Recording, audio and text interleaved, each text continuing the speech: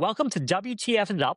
I'm Jeremy, And I'm Omar. and we've got a really powerful episode for you today because we are tackling one of the biggest things facing our society, which is not just the job market, as we took on in our first episode, but the job market for Gen Z in particular. And Omar, why is it so important that we're focusing on this slice of the job market? Well, this slice of the market has been disrupted arguably the most. And these are people who are just starting their career. So this really affects not just them, but all of us. Yeah, absolutely. And so whether you're Gen Z yourself, a parent of Gen Z, a coworker of Gen Z, I think we've all got to look out for this next generation of leaders. That being said, things are honestly pretty bleak right now. We're seeing fewer entry level jobs in general. We're seeing fewer entry level coding jobs in particular, which is really crazy given everything we've been told about learn to code. And then also we've got to think about not just what's happening, but what can Gen Z and their community do about it. So, with all of that said, we've got so much to get into, but we cannot begin without a killer dad joke. So, Omar, take it away. I don't know if it's killer as per usual, but Jeremy, you know what my problem is with Gen Zers? What? They're just walking around like they rent the place. Yikes. Wait, we don't Bada want bing, to bada boom. alienate Gen Z That's listeners. right. Sorry. Keep listening, y'all. Keep listening. We got some solutions coming up. We're trying But to let's help. at least, We're trying to help. that's right. We're bringing love here. So, that being said, we got to understand the problem before we can solve it.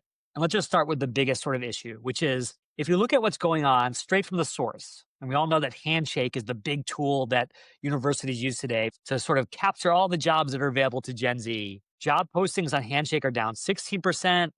41% of recent grads are working in jobs that don't require a college degree, according to the New York Federal Reserve. And so ultimately, we can see at a very high level that things are just more challenging right now for this particular generation than in any recent history. Omar, when you look at this from where you sit inside a world full of Gen Z, aka academia, what do you see as some of the root causes? Yeah, so I totally see the sort of dual challenges of both unemployment and underemployment. And some recent data out from the New York Times last week showing that there's actually chronic underemployment with this generation right now. The unemployment rate for recent grads compared to the overall jobless rate is higher now than any month on record going back at least 4 decades. And this isn't just true for new college grads. This is also true in my world of elite MBA programs.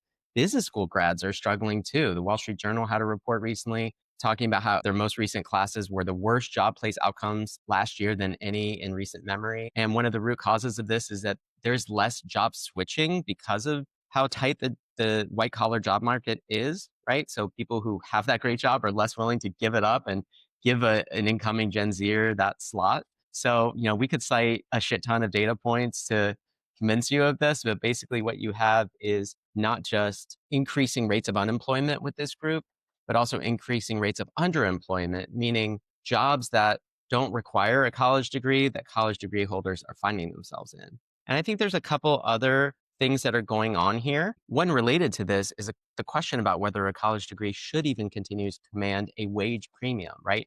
For such a large part of our recent history, going back a couple generations, that college degree commanded a higher wage. And what you saw since 2010 actually is that rate of growth has been flattening. Employers themselves are now saying maybe that college degree is not incrementally worth what it used to be. And then, of course, there's the rise in prevalence of AI, right? Which is kind of the shorthand answer for why so many jobs are hard to get for career starters, because those are the jobs that are most likely to be replaced by AI, right? Those knowledge worker jobs where tasks are fairly routinized, where it's a lot of analysis. And we can't, of course, ignore that. And we're going to talk about the role AI is playing with computer programming jobs in particular in a few minutes. Jeremy, what do you see Absolutely. happening? What's driving this? Yeah, I totally agree. And I think it's pretty scary to be honest. But just to sort of break it down for folks out there, let's go past this idea of the labor market as some kind of invisible hand or animal spirit to the actual people making these decisions, the hiring managers of the world. And you and I both know, Omar, as former hiring managers, that a lot of times the hiring manager's job as the person who's sort of controlling this headcount inside a company is a really fraught one. You've got to decide, hey, how do I want to use this really scarce capital? What's the best way to make sure that I look good? And I think that right now there are three things that are really holding hiring managers back. I think the first thing is that, as with all time, there's always a question about, hey, if I'm going to link my fate to a total stranger's, I want that to be someone that I can count upon. And that's why I think there's always a little bit of a preference for hiring someone with a few years of experience. I know Gen Z is so frustrated because so often the entry level job says must have 3 to 5 years of experience. So I think that's the first thing, but that's always been true. What's especially different right now are the last two things. Number one, tariffs obviously have thrown a huge monkey wrench into the entire economic works because if you're sitting there and you're not sure what's going to happen tomorrow in terms of, the cost of bringing goods in and the cost of hiring and interest rates and all that stuff, you say, okay, I'm going to sort of sit on the sidelines one day longer. And then, of course, the ultimate X factor, as you said, Omar, is AI itself. Why should I commit to paying someone $80,000 a year tomorrow if 2 days from now, an AI can do that same work for essentially free? And so now we have all these people who are naturally conservative to begin with, who are even more frozen by all the things swirling around. So that's my take. Yeah, Jeremy, I agree with all that. What do you think about this long talked about trend towards skills based hiring? Is that factoring in here too, right? We don't just want generalists who maybe have humanities degree or even a business degree.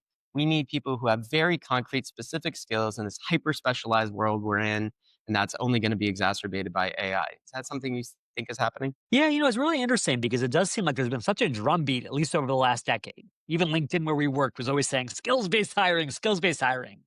Where I think some of the skills that have always been the most craved by hiring managers, Python, SQL, C++, whatever it was, are the exact skills that AI is really good at. And so now the question is, yes, skills are going to be important, but which skills? Yeah, exactly, exactly. Which skills and sectors are not going to be replaceable. So let's get into that a little bit. First, we want to talk about some of the interesting gender dynamics that are happening here. And just to tee up that we're going to talk more about this in our next episode. But some of this unemployment and underemployment we're talking about with Gen Z is especially hitting young men hard. New male college grads are as likely to be unemployed as their friends who never even went to college. So, what's up with that, Jeremy? Yeah, this is something I think is near and dear to our hearts as people who either want to see all of society do really well, or in your case, having a son and wanting to help him grow up into a great world. That being said, I'm going to say something which I know is based on a little bit of a gross generalization, but I think is true at the sort of societal level, which is if you think about the things that men and women have over indexed on in recent years, going back to your skills analysis point, men tend to be driven towards those roles where the technical skills, the analytical skills are their calling card, their economic currency. Whereas their female counterparts may have been driven to roles of more interpersonal skills, relationship building skills. And I hate to say it, but I think all of a sudden, what may have seemed to be useful on one side versus useful on the other is now coming down to this really tight analysis of where can AI actually do this better than a human today. I don't think any AIs out there, frankly, Omar, that are amazing at building relationships, that are amazing at understanding us deeply, the way that a teacher or a healthcare practitioner might. I see a lot of AI that's pretty darn good at coding, darn good at data science. And so I feel like for whatever reason, men have chosen this path that's put them squarely in the crosshairs of AI. What's your take from where you sit? I think that's true, but I think we should also acknowledge that that has been a self-reinforcing path because we know there's bias in the workplace and that, men tend to think other men will be good at those kinds of jobs. And we actually have seen a huge rise in women in STEM. So there's a few other factors happening here that we can't ignore. One is that the Great Recession, going back to like '08, '09, that great time that we were graduating from business school, and also COVID, right? These huge economic shocks, they disproportionately affected men and boys. Boys who are now in the workforce, by the way, or completely dropped out of the education system during COVID on the orders of tens or even hundreds of thousands. College going in general dropped in the wake of COVID. And college going now in general is increasingly the domain of women, right? 60+% of those on Yeah. campus are women, and 40% or so men. So we have to just acknowledge that men did not have a great economic prospects if you still believe that the college degree is valuable in upward mobility. And then I think also as a relic of the Great Recession and COVID, the job market itself never really bounced back. We had really high unemployment for a period of time there. I think after COVID, it reached 22, 25%. And then it dipped to 5, 4% and has kind of stayed there. But what are those jobs that have come back, right? It's not necessarily all the jobs that were displaced. Right now, one of the realities we see is still fairly low unemployment rate overall. But what we're talking about is that sliver of jobs that are traditionally been for young workers and traditionally been white collar work. The last trend that we've seen, especially since COVID, is remote work, right? And so we have remote and hybrid work. And the reality is that actually men have over indexed on jobs that aren't easy to go remote, right? They don't have jobs that can be done from home. Men were more likely than women in a recent Pew study to say that their job cannot be done from home. Workers without a 4-year college degree were much more likely than those with a bachelor's degree to not be able to work from home. 77% versus 37%. I remember what I said about what college going now looks like in America. And then you also have socioeconomic implications there too, with lower income workers saying they can't easily work from home, right? So it may be overblown to say that the pandemic was a mandemic, but Uh-huh. the reality is that a lot of the jobs that men have traditionally found themselves in were not easy to flex in the wake of remote work. My big takeaway from all that is it really is a perfect storm right now, not just against Gen Z, but against Gen Z men in particular. And that's why we've got to come back to this in our next episode because there's so much that we've got to dive into. That being said, I know the folks who are listening to this episode are like, hey, get to the good stuff. How can I work on this? Before we get there, we do have to speak about one particular subsegment of Gen Z right now who's being hit really hard, which is strangely the coders of Gen Z. Now, for the longest time, and you and I both saw this in Silicon Valley, Omar, if you were a coder, even coming right out of undergrad, you were going to have access to super sexy salary, free sushi, massages on site, all these great things. And so it seemed like an amazing time to be a CS major. And now here we are in 2025. And again, the Federal Reserve of New York is reporting that you are twice as likely to be unemployed as a new CS grad than as an art history grad. What the heck is going on, Omar? Yeah, well, for sure, it used to be the safest, smartest option in recent memory, right? It was, as you said, it was always the top of all the lists of like, if you could choose any profession, this is one you should choose. And Jeremy, we would sit around in Mountain View, California, talking about how we wanted to make sure our kids were learning to code, right, as a key skill for success. The numbers do back this up in the period of 2012 to 2022. So basically, the time we were working in big tech, Jeremy, the number of jobs in software development, QA, testing type jobs more than doubled in the US. And as you said, there were so many perks for those people and to get into those companies, right? The 3 meals a day and the gummy bears and the froyo. By the way, that stuff was not for us. That stuff was not for us lowly product marketers. That stuff was for the engineers. I do think that we have reached peak human coding. That does not mean they won't continue to be opportunities for structured technical thinkers, but I think that we've reached the peak of that particular profession. Jeremy, what do you think? And then I want to tell you about one of my conversations with AI about this. Yeah, no, I would love to hear more. I just think the reality is for the longest time, Omar, you and I would say to each other, oh, we want all the goodies, but no way do we want to have to learn to code. It's so boring. It's so painful. Now I like literally go to ChatGPT and I say, code Tetris for me. And 5 seconds later, it's like going on my screen, the blocks are dropping down, all the good stuff. And so I just feel like, yes, there's going to be a ton of benefits to being a super advanced coder. And in fact, I want to call it some really fascinating data. And for researchers came out 2 weeks ago with an interesting analysis of payroll data that said at the same time that entry level coding jobs have dropped 13% in the last couple of years, upper level, senior level coding jobs have actually increased 13%. And so there really are sort of like two ships passing in the night, the junior coders of the world versus the senior coders. I think that speaks to the sort of leadership skills, the interpersonal skills that you probably develop as a really great coder.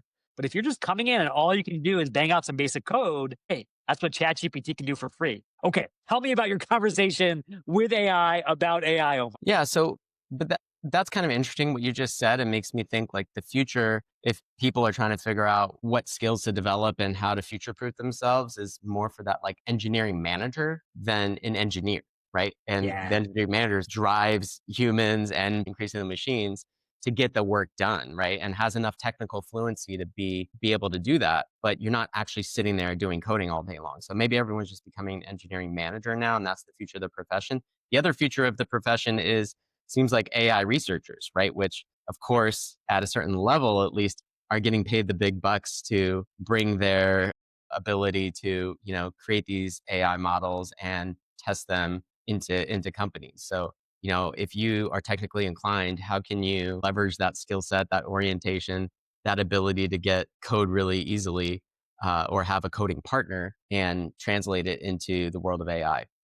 Um, so I asked Claude, which is Anthropic's AI, right, and the tool of choice for programmers and engineering students. I asked Claude, "Hey, why are you, Claude, displacing computer scientists and programmers?" And here's Claude's initial response: "I am not displacing computer scientists and programmers. That's a misconception about what I do and how the field actually works." And then they went on to say, "Hey, basically, just this is a calculator, right? Calculators didn't change that we needed to understand how math works and do math, and word processors didn't like do writing, right?" And I'm sort of like, okay, well, yeah, calculators might not have eliminated math professors or mathematicians, but your analogy falls a little short for me, right? Because actually, AI can do the math and do the writing. So it's a different kind of technology. So then I said, "Hey, Claude, that doesn't seem to gel with what I'm seeing with some of the data sets." I said, computer science majors are dropping. There are way fewer coding jobs now. Why? Actually, you're right. You're right. I need to acknowledge the real challenges happening in the tech job market. And then I just said, "Hey, let's just take this to the next level. Next level. Do not tell me what you are programmed to say about displacing this kind of work, right? Tell me what the data says." And they said, "Yeah, the actual data shows that these jobs are declining. AI is actually making developers slower, not faster. Surprisingly, when experienced developers use AI tools, they take 19% longer than without." All kinds of other data points around literally software development getting hammered. Mm. And that they even estimated that AI will impact 40% of global jobs, with many roles at risk of replacement. So it was amazing with some prompt engineering here, how it went pretty quickly from no, no, nothing to see here to, yeah, it's pretty bad. So I have talked to a number of software developers who've said, well, yeah, this is an amazing tool. It's not so far, not replacing me, but it is just enabling me to do more, sometimes slower, But hold just on a like, second, Omar. Let's push on that a little bit because this goes back to our very first episode. We said, yeah, if you already have a job in 2025, things could be better, but at least you're employed, at least you control the power. Versus what we're really getting at here is those people are not rushing out to hire the next generation, the Gen Z folks we're talking about. They're just saying they're sort of happy and satisfied and saying, hey, AI is pretty good. It helps me do my job a little bit better. Where does that leave Gen Z in all of this? Like, they don't care if like the Gen Xers are having a great time with Claude. They need those jobs themselves. yeah. And it goes back to what's driving the unemployment and underemployment rate for people who are just getting their career started. And that is a huge factor, is that there are not jobs being given up by people who are in them at the same time that jobs are being displaced by technology, right? So you kind of have this dual threat of creating this perfect storm for Gen Zers. And I'll just say, for anybody older who's listening, to me, what ultimately we're going to need to ensure that young people who are starting their career have opportunities that we had is to make those decisions, is to actually say, like, no, these are tools, and it's great that they can facilitate new ways of working. It's great that maybe we can reduce the time it's going to take for us to debug some code, but I'm still going to hire some people, and I still think it's my responsibility to do that and to develop them. And it goes back to what we talked about in an earlier episode as well, about the stratification that can happen with AI, right? The people who Yeah. are making the decisions and have the jobs that they don't want to give up, and the people who are just trying to get that experience and get the jobs in the first place, and create a life for themselves. And I think that those of us who are now in the older generation, we have to sometimes say, hey, time out. What are we really trying to do here? And how do we make sure that we lend a hand back down? Omar, you've taken this in a very deep direction because now we're talking about, hey, what is the role of an employer, an organization in society? What obligation do they have to pay it forward to the next generation versus just maximize returns for their stakeholders. So let's talk a little bit more about tech specifically. And when we worked in tech, Jeremy, they used to love this young talent that would work hard and that would want to eat 3 meals a day at the company.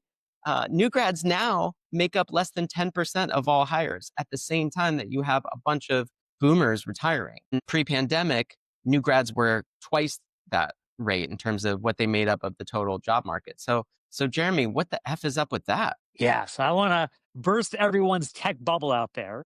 I think here in 2025, the jig is finally up. These tech companies are not some special snowflakes. And I know that when you and I were first starting out, Omar, we fetishized Apple and Google and all those big names. But here's the reality. We all now realize they are just companies, pure and simple, that happen to do tech. As a result, why were they hiring all those entry level folks back in the day? It wasn't out of some noblesse oblige trying to help out the next generation. It's because they were cheap and they could be bribed super easily. Why pay for daycare and a K for some, boomer when you could hire a dozen programmers for the same cost and just give them free laundry and a couple of nice massages, right? The reality is that these companies have always been companies pure and simple. And now that they have an even better deal, what's cheaper than a Gen Z hire? An AI hire. They're going right down to the bottom line. Am I being too cynical here, Omar? Or is that the reality? Y- I, I think is a little cynical. I guess what I would say is that new grads are still a great investment.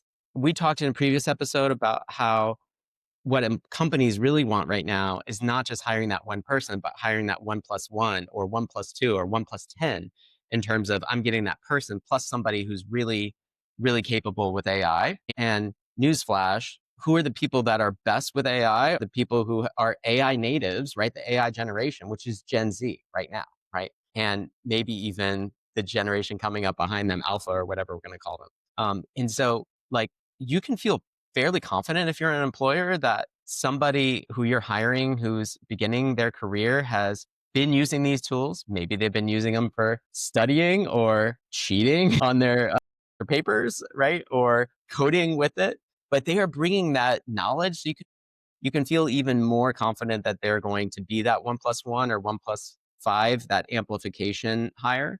And then I think actually because I work in an MBA environment, we're actually seeing the impacts of this. The question now that a lot of employers are starting to ask is why should I pay that exorbitant MBA salary when I can hire a new grad at maybe half the rate, know that they have those AI skills for sure, and be a little more trainable because they haven't really had any experience yet.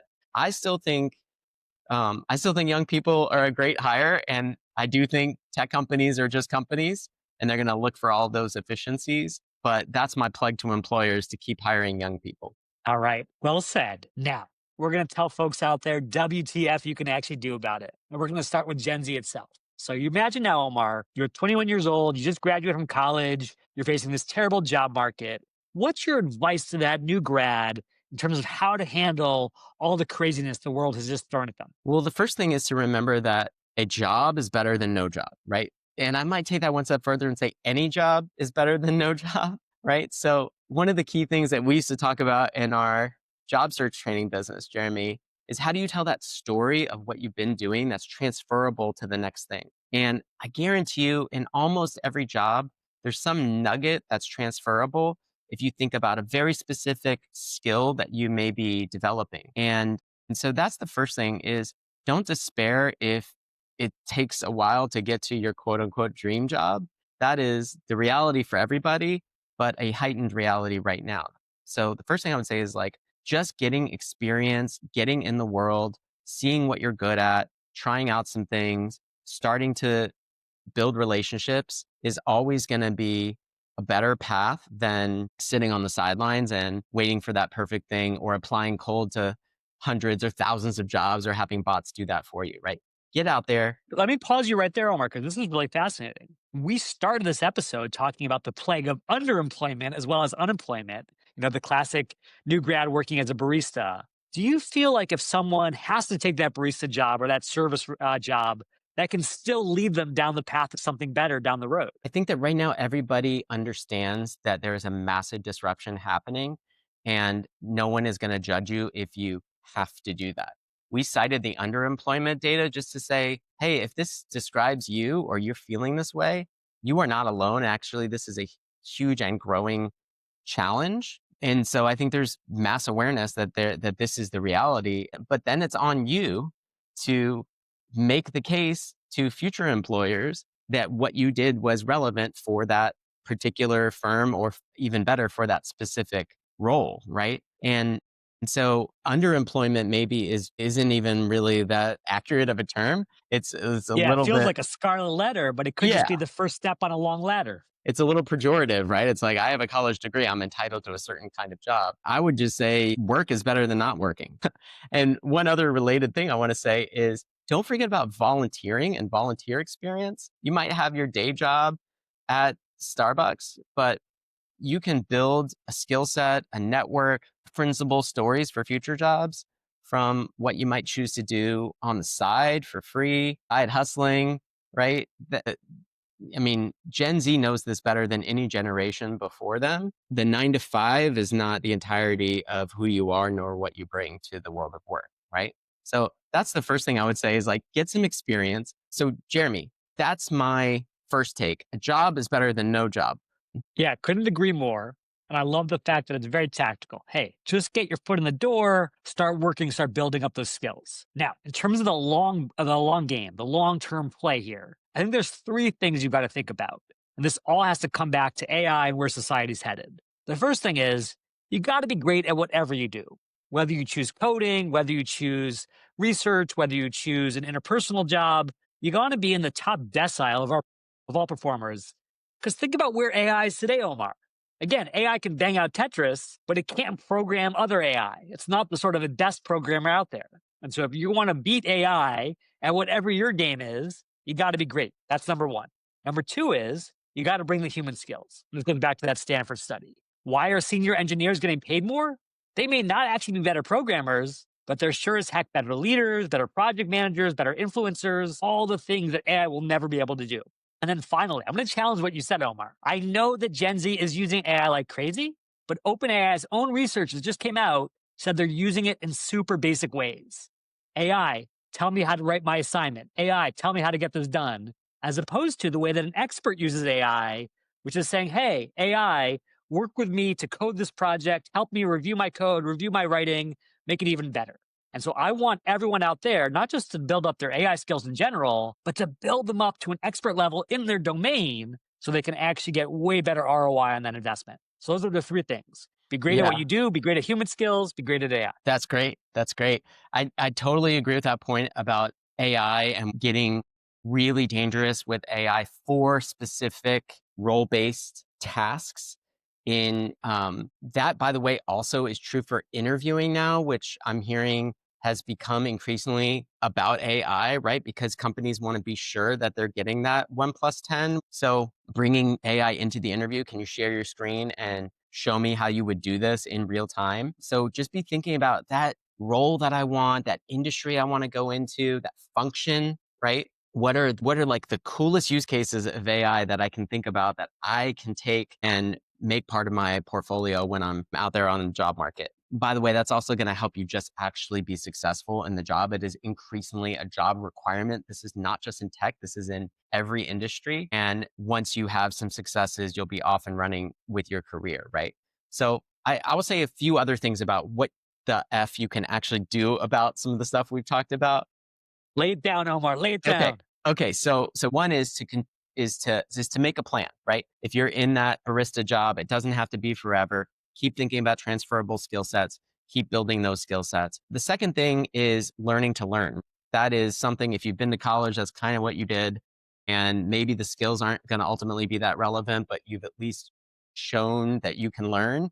And that's going to be kind of the key skill set going forward because who knows what the world's going to look like. You continue to adapt. And related to that point, the jobs themselves are changing, right? As we see more and more interest with young people in entrepreneurship or acquiring or working for a small business, I think that makes a lot of sense. Why not create your own own opportunity instead of just reacting to what's happening and hoping for the best, right?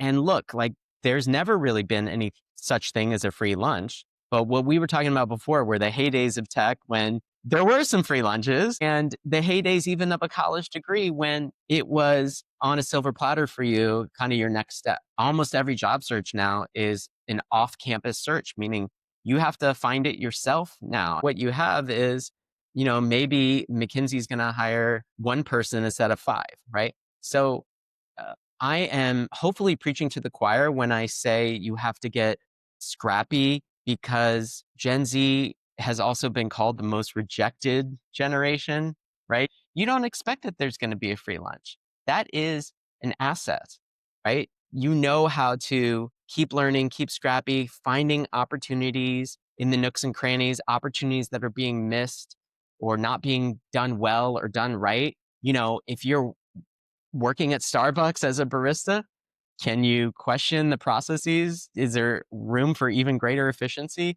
How could you improve that pumpkin spice iced latte? Maybe you need to add another shake of nutmeg or whatever's in that. Whatever you Right? do, just don't start a union. Other than that, keep on innovating.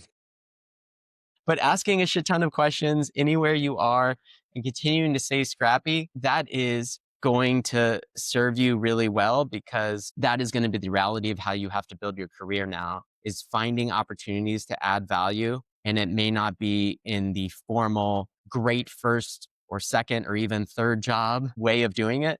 The last thing I would say is don't forget, as you said on your third point, Jeremy, the human side of things, right? And this is something we constantly come back to in all of our conversations about AI. Humans still really matter in the world of work. And if you're just beginning your career, they matter even more, right? For many Gen Zers, they grew up in a digital only environment, immersed in TikTok and not interacting with people because of COVID. And it's still the case that human relationships make the world and the workplace go round.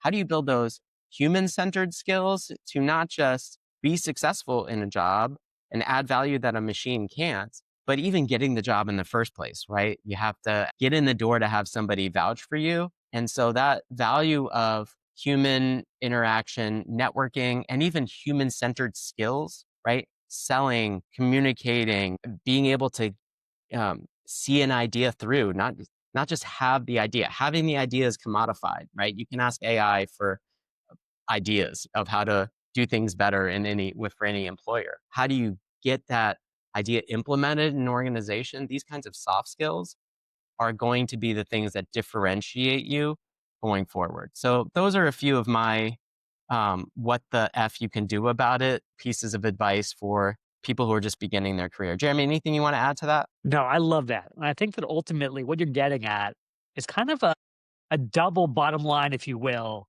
for the investment that we're asking Gen Z to make. One is, yeah, you got to hustle, and that's hard, especially in a world where things are so crazy. But number two, when you hustle, people see that. And I Yes. think we can vouch for this, Omar, as hiring managers and people who've been involved with talent acquisition, that Yes. you're always looking for that person who stands out, who's got that Mhm. spark. And even if it takes a lot of guts to put yourself out there, if you're an introvert, if you're an international student, like that spark will be seen. So please don't be afraid to light it. Yeah.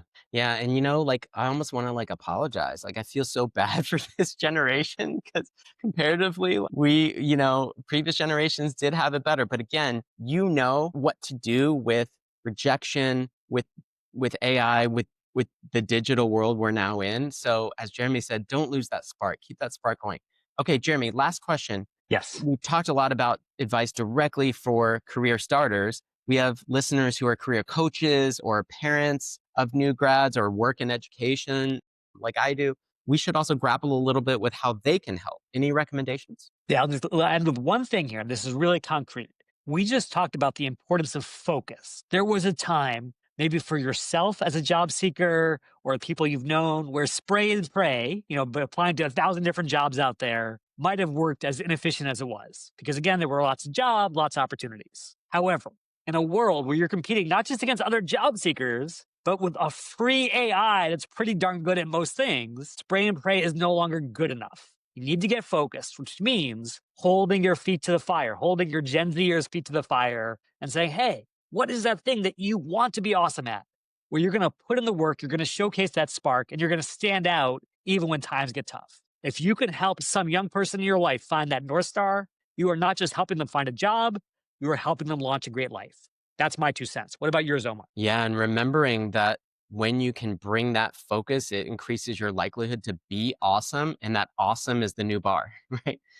So that's really important, and it isn't just your passion, right? Sorry to break it to you, it's a need that's in the world as well. So you have to do a little bit of reading the tea leaves there to know what that might be.